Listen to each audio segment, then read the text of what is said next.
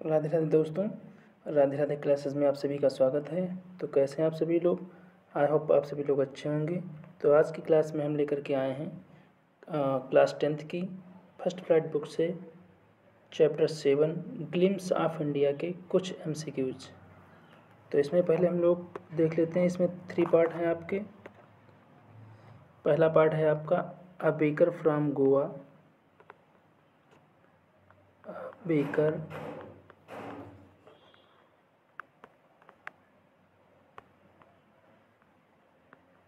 From Goa. दूसरा part है आपका कुर्ग।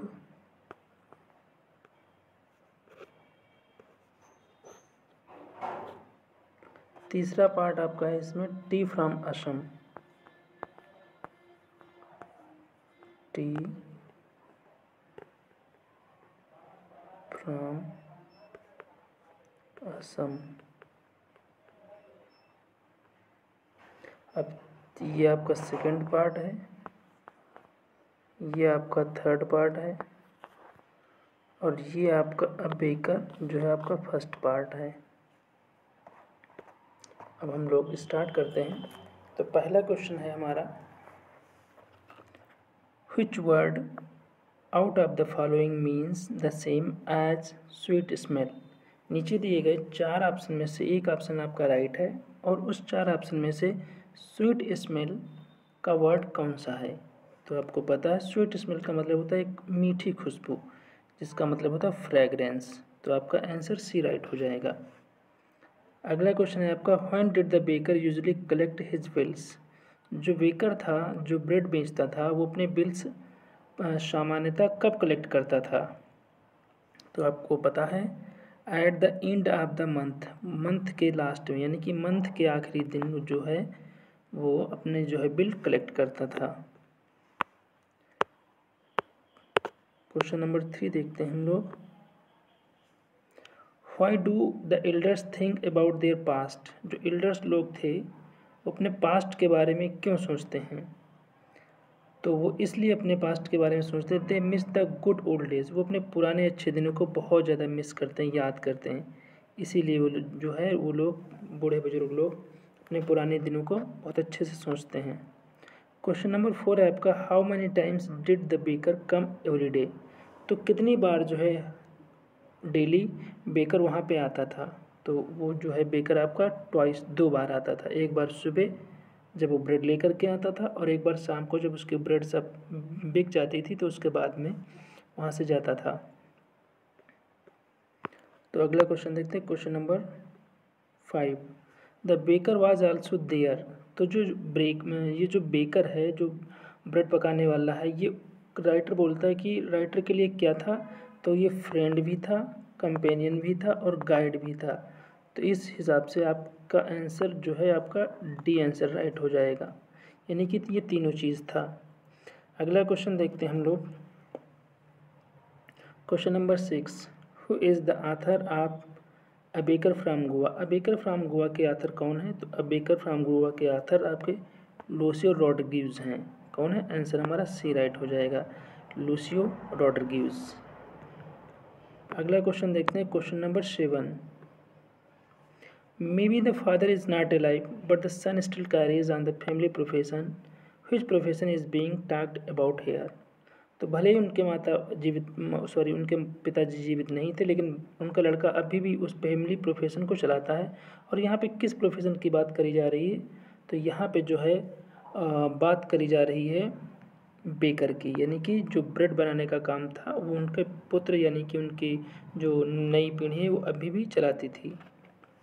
अगला क्वेश्चन देखेंगे, क्वेश्चन नंबर 8,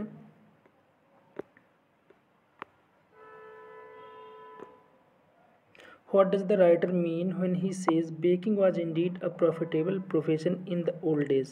तो ब्रेकिंग उन दिनों जो है एक बहुत ही लाभदायक प्रोफेशन हुआ करता था पुराने दिनों में। और ऐसा राइटर क्यों कहता है, उसका क्या मतलब है?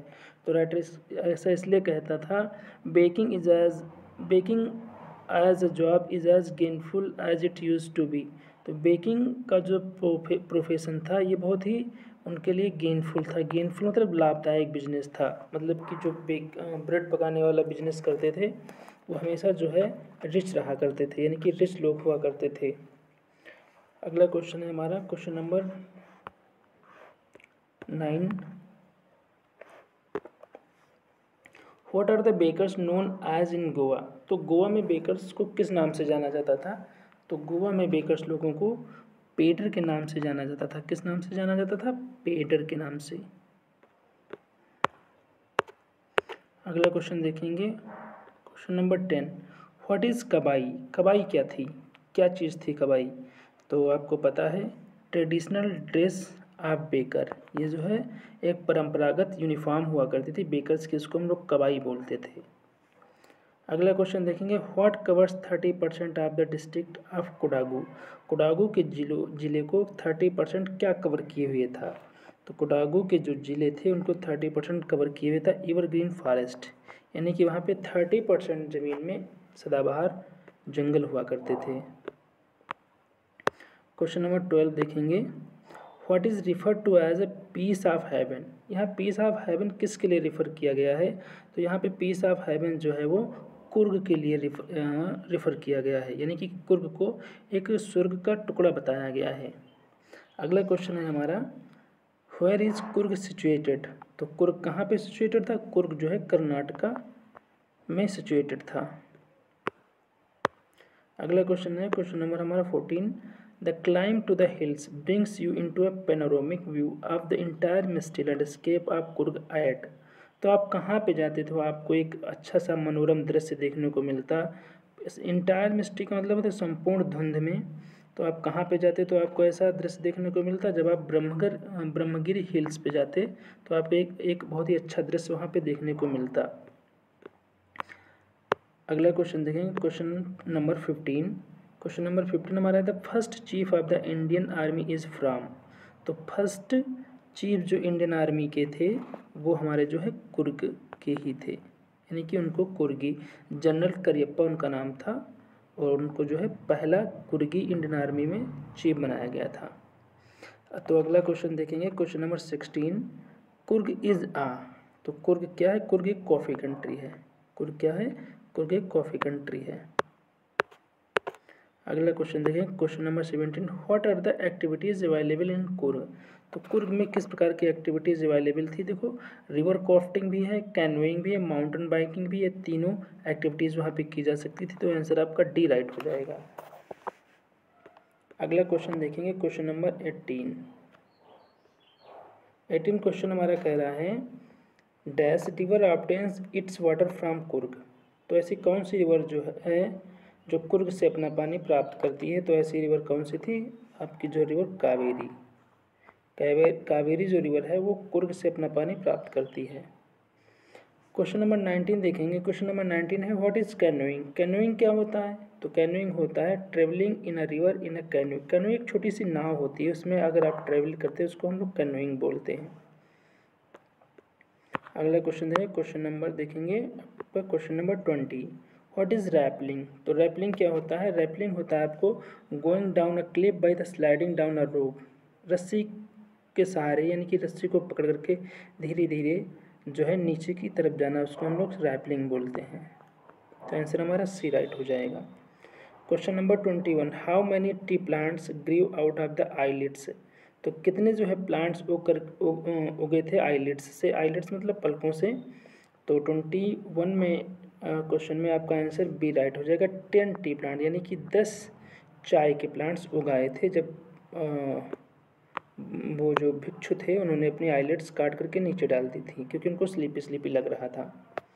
Question number 22। Why was Rajveer excited? अब राजवीर क्यों इतना एक्साइटेड था? तो क्वेश्चन नंबर 22 में आंसर हमारा बी हो जाएगा।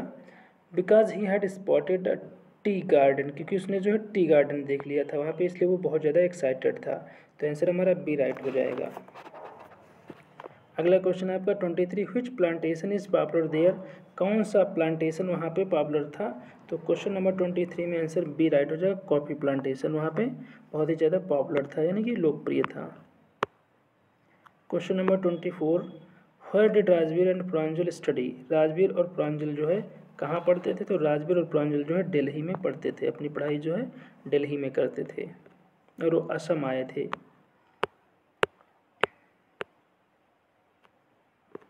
तो क्वेश्चन नंबर 25 देखते हैं। क्वेश्चन नंबर 25 हमारा, what is the duration of the second flush or sprouting period.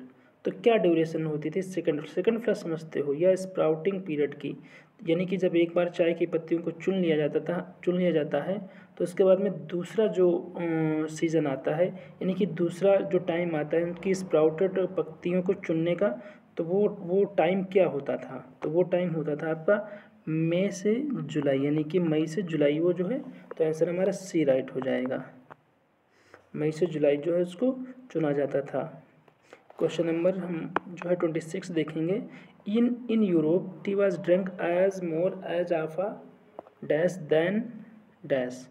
तो यहाँ पे आपका आंसर 26 में हो जाएगा ए, मेडिसिन बेवरेज, यानी कि यूरोप में टी इस प्रकार से पी जाती थी, मेडिसिन के तरीके से नहीं, एक बेवरेज के तरीके से, जैसे कोई पेय पदार्थ हो, जबकि चाय को पहले मेडिसिन के रूप में ही पिया जाता था। अगला क्वेश्चन देखें। क्वेश्चन नंबर 27 हमारा है, what is Assam popular known as. Assam किस चीज़ के लिए पॉपुलर था। तो असम आपका जो है टी कंट्री है, टी कंट्री के लिए वो पॉपुलर है, लोकप्रिय है। तो अगला क्वेश्चन देखेंगे। Question number 28, almost everyone in the compartment was drinking. तो लगभग डिब्बे में जितने भी लोग थे वो सब लोग क्या पी रहे थे, वो सब लोग भी जो है चाय ही पी रहे थे, यानी कि टी ही पी रहे थे। अगला क्वेश्चन हमारा 29, who is the author of the tea from Assam. तो टी फ्रॉम असम जो लेसन है इसके राइटर कौन है। तो इसके राइटर आपके अनूप कुमार दत्ता हैं। कौन है, अनूप कुमार दत्ता। तो आंसर हमारा फर्स्ट राइट हो जाएगा। अगला क्वेश्चन है हमारा question number 30, what was Dhakiya Beri. तो ढकिया बेरी क्या है। तो ढकिया बेरी जो है tea garden managed by Pranjal father. Dhakiya Beri का ऐसा स्थान है जहाँ पर प्रांजल के पिताजी मैनेजर थे। क्वेश्चन नंबर आपका 31 है, the first chief of the Indian army is from. अभी हमने बताया था जो फर्स्ट चीफ आर्मी के थे इंडियन आर्मी के, वो कुर्गी ही थे, यानी कि कुर्ग के ही थे, इसलिए उनको कुर्गी बोला जाता था। क्वेश्चन नंबर 32 देखेंगे हम लोग। 32 में क्वेश्चन नंबर 32 है हमारा, almost everyone in the compartment was drinking to tea. तो लगभग डिब्बे में सभी लोग जो है चाय ही पी रहे थे। क्वेश्चन नंबर 33 है, was Rajveer a fan of detective stories. क्या राजवीर जो है डिटेक्टिव स्टोरीज का फ़ैन था। यस, राजवीर भी जो है डिटेक्टिव स्टोरीज का फ़ैन था। क्वेश्चन नंबर 34 देखेंगे। 34 क्वेश्चन है आपका, द वर्ड्स लाइक चाय एंड चीनी आर डिराइव्ड फ्रॉम। तो ये जो चाय और चीनी वर्ड है ये कहाँ से इनकी उत्पत्ति हुई। तो ये जो है चाइना से इनकी उत्पत्ति हुई थी। कहाँ से उत्पत्ति हुई थी। 34 में आपका आंसर बी राइट हो जाएगा, ये चाइना से इन शब्दों की उत्पत्ति हुई थी। तो क्वेश्चन नंबर 35 देखेंगे। 35 में आपका क्वेश्चन है, in Europe tea was drink as more as a. ये आपका फर्स्ट आंसर हो जाएगा मेडिसिन। पहले में मेडिसिन यहाँ पे भरेंगे, मेडिसिन यहाँ पे आप बेवरेज भरेंगे, ठीक है। तो आंसर आपका बी ए जो है राइट हो जाएगा।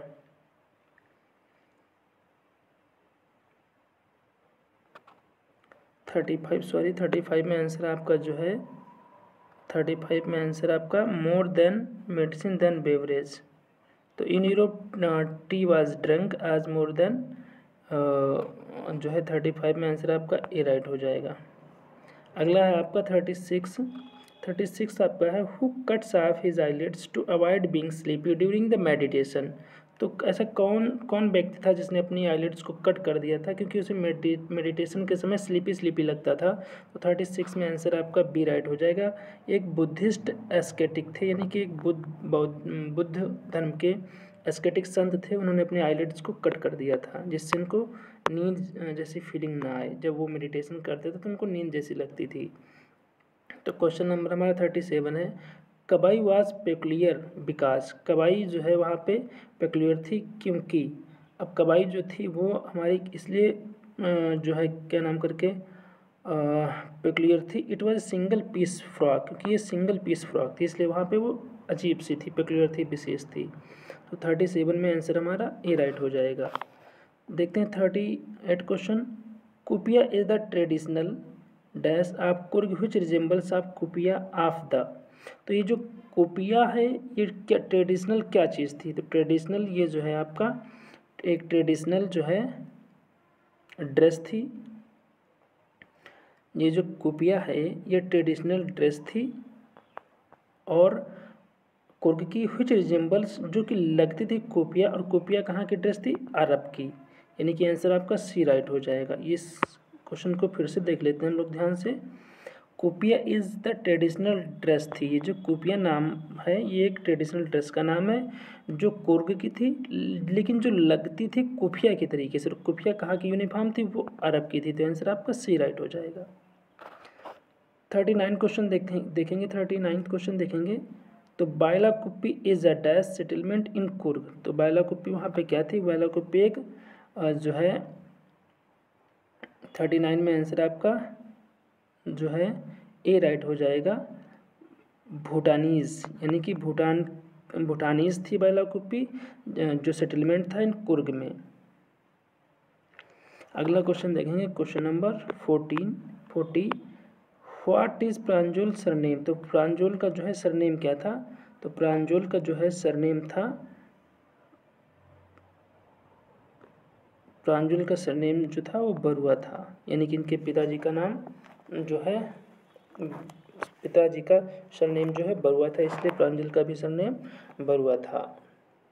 तो ये आपके 40 क्वेश्चंस थे जो कि लेसन 7 ग्लिम्स ऑफ इंडिया में 3 पार्ट्स थे। 3 पार्ट से आपके 40 क्वेश्चंस थे। आप इनको पढ़ लीजिए और उम्मीद करते हैं कि पेपर में भी आपके इसमें से 1 या 2 क्वेश्चन आ सकते हैं 3 पार्ट्स से। तो आई होप आप लोगों को ये समझ में आया होगा। हम लोग मिलते हैं फिर नेक्स्ट वीडियो में, तब तक के लिए राधे राधे दोस्तों। Thank you for watching.